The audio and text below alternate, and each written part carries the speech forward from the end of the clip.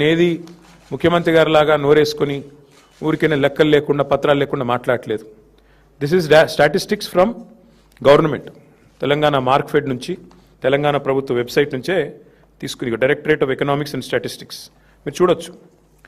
2014-15లో మన రాష్ట్రంలో మొత్తం ఆ రోజు ఎన్ని హెక్టార్లలో సాగయ్యేది అంటే 26,13,000 హెక్టార్లు మాత్రమే. 14-15 అంటే తెలంగాణ వచ్చిన రోజు, కేసీఆర్ గారు గద్దెనెక్కిన రోజు. కేసీఆర్ గారు గద్దె దిగిన రోజు 2023-24 59.89 లక్షల హెక్టార్లు, అంటే 1 కోటి ఎకరాల మాగాణం పెరిగింది. కేసీఆర్ గారి పరిపాలనలో 1 కోటి ఎకరాలు అదనంగా సాగులోకి వచ్చిన మాట వాస్తవం. ఇక దానికి ప్రతిఫలంగా ఏముంటుంది మీకు?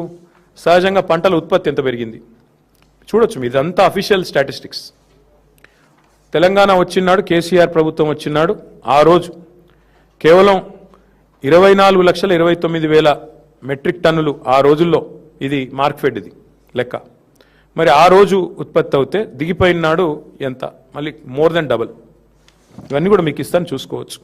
సీజన్ వైజ్ ఎంత పెరిగింది, సాగు ఎంత విస్తీర్ణం జరిగింది, ఎంత పెరిగింది, పంటల ఉత్పత్తి ఎట్లా పెరిగింది, ఇవన్నీ లెక్కలతో సహా మాట్లాడతాం. పరిస్థితి ఇట్లా ఉంటే రేవంత్ రెడ్డి గారు మరి ఎందుకు ఇట్లా మాట్లాడుతున్నారు? ఎందుకు పదే పదే తెలంగాణ రాష్ట్రాన్ని అవమానిస్తున్నారు? మాకు అర్థం కావట్లేదు. అసలు ఢిల్లీకి ఎవరు రమ్మన్నారు నిన్ను? ఎవరు బతిమలాడుతున్నారు ఢిల్లీకి రానాయన? నిన్ను ఇక్కడే ఉండు, 2.5 ఏళ్ళు ఇక్కడే ఉండి పరిపాలించు. ఆ మూటలు మోయకుండా, లుచ్చా మాటలు మాట్లాడకుండా మాట్లాడు, మంచి మాటలు మాట్లాడి 1,000 కోట్ల రూపాయలు ఢిల్లీలో సమర్పించుకోకుండా ఇక్కడే ఉండి మాట్లాడు. ఇంకా చండాలమైన మాట, తెలంగాణ వాళ్ళు అనగానే అసహించుకుంటున్నట. ఆయన అంటున్నాడు, నిన్న తెలంగాణ వాళ్ళు అనగానే అసహించుకుంటున్నారు. అసహించుకునేది నువ్వు చేసిన దివాలాకోరు రాజకీయం, నువ్వు చేసిన వెధవ పనులు, ఓటుకు నోటు కేసులో దొరికిపోయిన విధానం, ఇవన్నీ నేను చూడగానే గుర్తొస్తున్నాయి. దొంగను చూసినట్టు చూస్తున్నారు. అవును, చూస్తారు. దొంగను దొంగలాగానే చూస్తారు, ఇంకోలాగా చూడరు. దొరను దొరలాగానే చూస్తారు, దొంగను దొంగలాగానే చూస్తారు. That is the world. ఇవాళ వాస్తవం ఏంటి అంటే తెలంగాణను చూసి ముక్కున వేలేసుకుంటున్నారు, తెలంగాణను చూసి ఆశ్చర్యపోతున్నారు.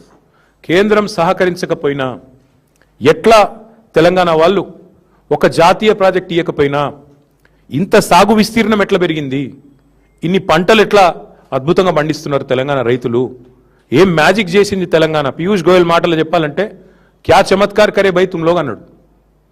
అది ఇవాళ తెలంగాణను చూసి దేశం ఆశ్చర్యపోతున్న తీరు.